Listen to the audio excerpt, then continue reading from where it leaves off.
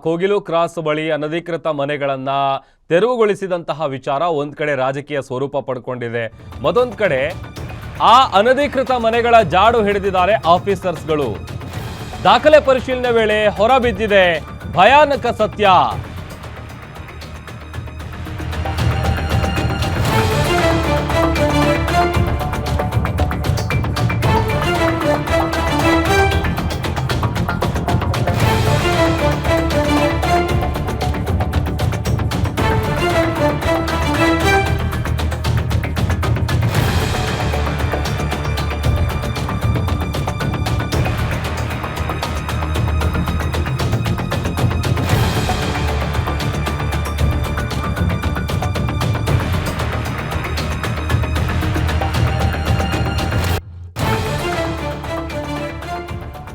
Kogilu cross ಬಳಿ ಅನಧಿಕೃತ ಮನೆಗಳನ್ನ ತೆರವುಗೊಳಿಸಿದಂತಹ ವಿಚಾರಕ್ಕೆ ಸಂಬಂಧಪಟ್ಟಂತೆ ಆ ಅನಧಿಕೃತ ಮನೆಗಳ ಜಾಡು ಹಿಡಿದಿದ್ದಾರೆ ಆಫೀಸರ್ಸ್.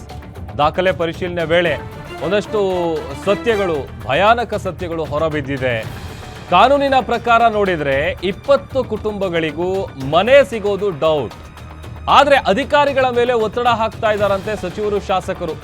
ಇದರಿಂದ ವಸತಿ ಹಂಚಿಕೆ 300ರ ಗಡಿ ದಾಟುವಂತಹ ಸಾಧ್ಯತೆ ಇದೆ ಅನ್ನುವಂಥ ವಿಚಾರ ಕೂಡ ಗೊತ್ತಾಗ್ತಾ ಇದೆ. ಸಿಎಂ ಸೂಚನೆಯ ಬೆನ್ನಲ್ಲೇ ಅಧಿಕಾರಿಗಳು ಸದ್ಯ ದಾಖಲೆ ಪರಿಶೀಲನೆಗೆ ಮುಂದಾಗಿದ್ದಾರೆ.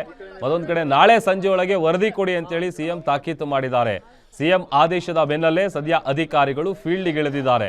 ಮತ್ತೊಂದು ಕಡೆ ಈ ಕೋಗಿಲು ಕ್ರಾಸ್ ಬಳಿ ಏನು ಅನಧಿಕೃತವಾಗಿ ನಿರ್ಮಿಸಿದಂತಹ ಶೆಡ್ಗಳನ್ನು ತೆರವುಗೊಳಿಸಿದಂಥ ವಿಚಾರ ಒಂದು ಕಡೆ ಅದು ಪೊಲಿಟಿಕಲ್ ಟಚ್ ಕೂಡ ಪಡ್ಕೊಂಡಿದೆ. ಕೇರಳ, ಪಾಕಿಸ್ತಾನ, ಹೀಗೆ ಪ್ರತಿಯೊಬ್ಬರು ಕೂಡ ಅಲ್ಲಿ ಇದೇ ವಿಚಾರಕ್ಕೆ ಸಂಬಂಧಪಟ್ಟಂತೆ ಒಂದು ಕಡೆ ವಾಕ್ಸಮರಗಳು ನಡೀತಾ ಇದೆ. ಯಾಕೆ ಬೇರೆ ಭಾಗದಿಂದ ಬಂದಂಥವರಿಗೆ ನೀವು ಫೆಸಿಲಿಟಿ ಕೊಡ್ತಾ ಇದ್ದೀರಿ, ಇಲ್ಲಿರೋರಿಗೆ ಯಾಕೆ ಕೊಡಲ್ಲ? ಅಲ್ಲಿರುವಂಥವ್ರೆಲ್ಲರೂ ಕೂಡ ಅಕ್ರಮ ವಲಸಿಗರು, ಬಾಂಗ್ಲಾದವರು, ಈ ಥರದ್ದೆಲ್ಲ ಒಂದಷ್ಟು ವಿಚಾರಗಳು ಕೇಳಿ ಬರ್ತಾ ಇತ್ತು. ಸದ್ಯ ಈಗ ದಾಖಲೆ ಪರಿಶೀಲನೆ ಮಾಡೋದಕ್ಕೆ ಅಧಿಕಾರಿಗಳು ಮುಂದಾಗಿದ್ದಾರೆ. ಆ ಸಂದರ್ಭದಲ್ಲಿ ಒಂದಷ್ಟು ಭಯಾನಕ ಸತ್ಯಗಳು ಹೊರಗಡೆ ಬರ್ತಾ ಇದೆ. ಸುಮಾರು 20 ಕುಟುಂಬಗಳಿಗೆ ಮನೆ ಸಿಗೋ ಡೌಟ್ ಅನ್ನುವಂಥ ವಿಚಾರ ಕೂಡ ತಿಳಿದು ಬರ್ತಾ ಇದೆ. ಅತ್ತ ಸಚಿವರು, ಶಾಸಕರು ಅಧಿಕಾರಿಗಳ ಮೇಲೆ ಒತ್ತಡ ಹಾಕ್ತಾ ಇದ್ದಾರೆ. ಹೀಗಾಗಿ 300ರ ಗಡಿ ದಾಟುವಂತಹ ಸಾಧ್ಯತೆ ಕೂಡ ಇದೆ ಅನ್ನುವಂಥ ಮಾಹಿತಿ ಸಿಗ್ತಾ ಇದೆ.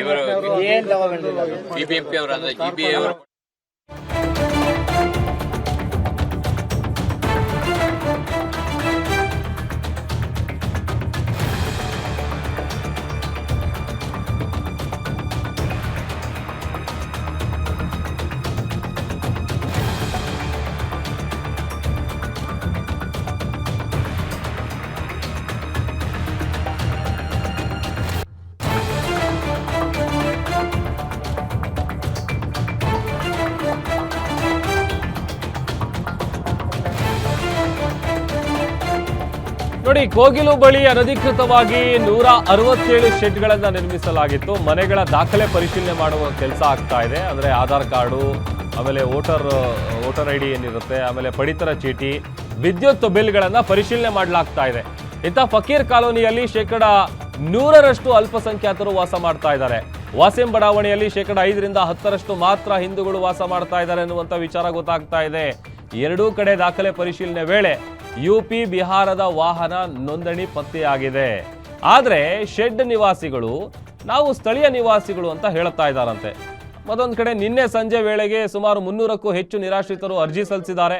ಅರ್ಜಿ ಸಲ್ಲಿಸಿರುವಂಥ ನಿರಾಶ್ರಿತರಿಗೆ ವಸತಿ ನೀಡುವಂತೆ ಸಚಿವರು, ಶಾಸಕರು ಒತ್ತಡ ಹೇರ್ತಾ ಇದ್ದಾರೆ ಅನ್ನುವಂತಹ ವಿಚಾರ ಕೂಡ ಗೊತ್ತಾಗ್ತಾ ಇದೆ.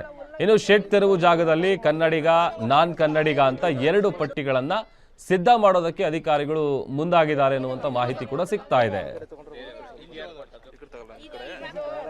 ಮತ್ತಷ್ಟು ಡೀಟೇಲ್ಸ್ ಕೊಡ್ತಾರೆ ನಮ್ಮ ಮೆಟ್ರೋ ಬ್ಯೂರೋ ಹೆಡ್ ಉಲ್ಲಾಸ್, ದೂರವಾಣಿ ಸಂಪರ್ಕದಲ್ಲಿ ಜಾಯ್ನ್ ಆಗಿದ್ದಾರೆ. ಉಲ್ಲಾಸ್, ಒಂದ್ ಕಡೆ ಕೋಗಿಲು ಕ್ರಾಸ್ ಬಳಿ ಶೆಡ್ಗಳನ್ನು ತೆರವುಗೊಳಿಸಿದಂಥ ವಿಚಾರ ಪೊಲಿಟಿಕಲ್ ಟಚ್ ಪಡ್ಕೊಂಡಿದೆ. ಮತ್ತೊಂದು ಕಡೆ ಈಗ ದಾಖಲೆ ಪರಿಶೀಲನೆ ಮಾಡುವಂಥ ಸಂದರ್ಭದಲ್ಲಿ ಒಂದಷ್ಟು ಭಯಾನಕ ಸತ್ಯಗಳು ಹೊರಗಡೆ ಬಂದಿದೆ ಅಂತೇಳಿ ಗೊತ್ತಾಗ್ತಾ ಇದೆ. ಡೀಟೇಲ್ಸ್ ಕೊಡ್ತಾ ಹೋಗೋದಾದ್ರೆ ಪ್ರಭು, ಸರ್ಕಾರ ನಾಳೆ ಕೋಗಿಲು ಕ್ರಾಸ್ ನಲ್ಲಿ ಮನೆಗಳನ್ನ ಕಳ್ಕೊಂಡಿರುವಂತವ್ರಿಗೆ ನಿವೇಶನಗಳನ್ನ ಹಂಚಿಕೆ ಮಾಡ್ಲಿಕ್ಕೆ ಸಿದ್ಧತೆಗಳನ್ನ ಮಾಡ್ಕೊಳ್ತಾ ಇದೆ. ಇದ್ರ ಬೆನ್ನಲ್ಲೇ ಯಾರು ಅಧಿಕೃತವಾಗಿ ವಾಸವಾಗಿದ್ದಾರೆ, ಯಾರು ಅನಧಿಕೃತವಾಗಿ ವಾಸ ಮಾಡಿದ್ದಾರೆ ಅನ್ನುವಂತ ಒಂದು ಪಟ್ಟಿಯನ್ನ ಸಿದ್ಧಪಡಿಸಿಗೆ ಕಂದಾಯ ಇಲಾಖೆ ಮತ್ತೆ ಜಿಬಿ ಅಧಿಕಾರಿಗಳಿಗೆ ಸರ್ಕಾರ ಸೂಚನೆಯನ್ನ ಕೊಟ್ಟಿತ್ತು.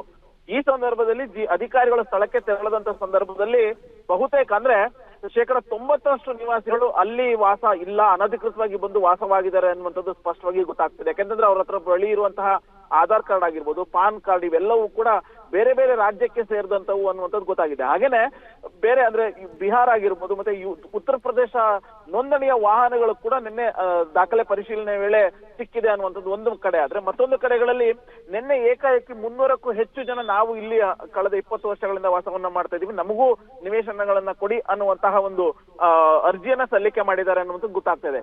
ಯಾವಾಗ ಏಕಾಏಕಿ 300ಕ್ಕೂ ಹೆಚ್ಚು ಅರ್ಜಿಗಳು ಸಲ್ಲಿಕೆ ಆಗಿದ್ದಾವೆ, ಬಹುತೇಕ ಅಂದ್ರೆ ಕಾಂಗ್ರೆಸ್ ನಲ್ಲಿರುವಂತಹ ಪ್ರಭಾವಿ ಸಚಿವರು ಮತ್ತೆ ಶಾಸಕರು ಕೂಡ ಸಿಎಂ ಗೆ ಒತ್ತಡ ಹಾಕುವಂತ ಕೆಲಸವನ್ನ ಮಾಡ್ತಿದ್ದಾರೆ. ಇಲ್ಲ, ಯಾರು ಅರ್ಜಿಯನ್ನ ಸಲ್ಲಿಕೆ ಮಾಡಿದ್ದಾರೆ ಅವರಿಗೆ ನಿವೇಶನಗಳನ್ನ ಕೊಡ್ಲೇಬೇಕು ಅನ್ನುವಂತಹ ಒಂದು ಮನವಿಯನ್ನ ಅಥವಾ ಒಂದು ಡಿಮ್ಯಾಂಡ್ ಅನ್ನ ಮಾಡ್ತಿದ್ದಾರೆ ಅನ್ನುವಂಥದ್ದು ಗೊತ್ತಾಗ್ತದೆ. ಎಲ್ಲೋ ಒಂದು ಕಡೆ ರಾಜಕೀಯವಾಗಿ ಆರೋಪ ಪ್ರತ್ಯಾರೋಪಗಳು ಕೇಳಿ ಬರ್ತಾ ಇರುವಂತಹ ಬೆನ್ನಲ್ಲೇನೆ ಸಚಿವರ ಸಿಎಂ ಮೇಲೆ ಸಚಿವರು ಮತ್ತೆ ಶಾಸಕರು ಒತ್ತಡವನ್ನ ಹೇರ್ತಾ ಇರುವಂತದನ್ನ ನೋಡ್ತಾ ಹೋಗೋದಾದ್ರೆ, ಅನಧಿಕೃತವಾಗಿರುವಂತಹ ಮನೆಗಳನ್ನ ಕಟ್ಕೊಂಡಿರುವಂತವರಿಗೆ ನಿವೇಶನಗಳನ್ನ ಕೊಡಿಸಲೇಬೇಕು ಅನ್ನುವಂತ ನಿಟ್ಟಿನಲ್ಲಿ ಒಂದಷ್ಟು ಜನಪ್ರತಿನಿಧಿಗಳು ಮುಂದಾಗ್ತಿದ್ದಾರೆ ಅನ್ನುವಂಥದ್ದು ಸ್ಪಷ್ಟವಾಗಿ ಗೊತ್ತಾಗ್ತಾ ಇದೆ. ಸೊ ಇದೀಗ ಅಧಿಕಾರಿಗಳು ಒತ್ತಡದಲ್ಲಿದ್ದಾರೆ. ಅಧಿಕೃತವಾಗಿ ವಾಸವಾಗಿರುವಂತವರಿಗೆ ಅಂದ್ರೆ ಅವರಿಗೆ ಅವರ ಅರ್ಜಿಯನ್ನ ಸ್ವೀಕಾರ ಮಾಡಬೇಕು, ಅಥವಾ ಅನಧಿಕೃತವಾಗಿ ಇದ್ರೂ ಕೂಡ ಅಧಿಕೃತವಾಗಿ ಇದ್ವಿ ಅಂತ ಹೇಳ್ಬಿಟ್ಟು ಅರ್ಜಿಯನ್ನ ಸಲ್ಲಿಕೆ ಮಾಡಿರುವಂತವರಿಗೆ ನಿವೇಶನಗಳನ್ನ ಕೊಡಬೇಕು ಅನ್ನುವಂತ ಗೊಂದಲದಲ್ಲಿ ಅಧಿಕಾರಿಗಳು ಇರುವಂತದ್ದು. ಪ್ರಭು, ಓಕೆ, ಥ್ಯಾಂಕ್ ಯು ಉಲ್ಲಾಸ್.